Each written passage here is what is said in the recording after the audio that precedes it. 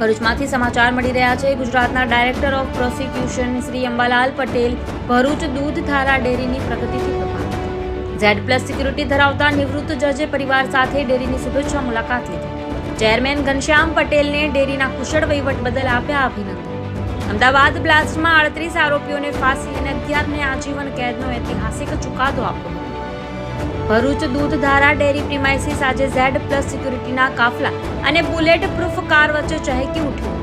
Ahmedabad blast કેસમાં ઐતિહાસિક ચુકાદો આપનાર નિવૃત્ત જજ અને ગુજરાતના director of prosecution Shri Ambalal Patel ડેરીની મુલાકાતે પરિવાર સાથે પધાર્યા હતા.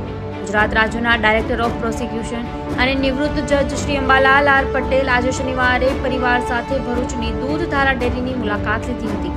Z+ સિક્યુરિટી ધરાવતા શ્રી AR પટેલ તેમની બુલેટ પ્રૂફ કારમાં દૂધધારા ડેરીમાં આવી પહોંચતા જિલ્લાના ઉચ્ચ પોલીસ અધિકારીઓ સાથે ડેરીના અધિકારીઓએ તેમને ઉષ્માભેર આવકાર્યા હતા.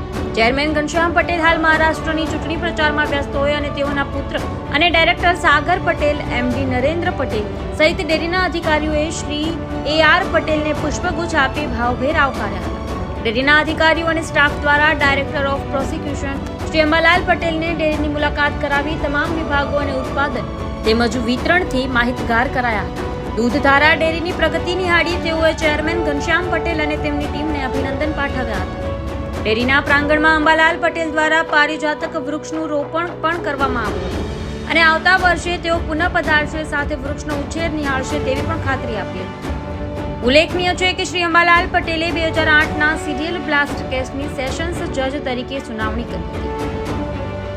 તેઓએ ફેબ્રુઆરી 2022માં આપેલા ચુકાદામાં 38 લોકોને મૃત્યુદંડ અને અન્ય 11 લોકોને આજીવન કેદની સજા ફટકારી. સ્વતંત્ર ભારતના ઇતિહાસમાં કોઈ કેસમાં 38 આરોપીઓને ફાંસીનો આદેશ આપવામાં આવ્યો હોવાનો ઐતિહાસિક ચુકાદો તેમના નામે થયો છે. બ્યુરો રિપોર્ટ, નઈમ દિવાન, ન્યૂઝ ટુડે.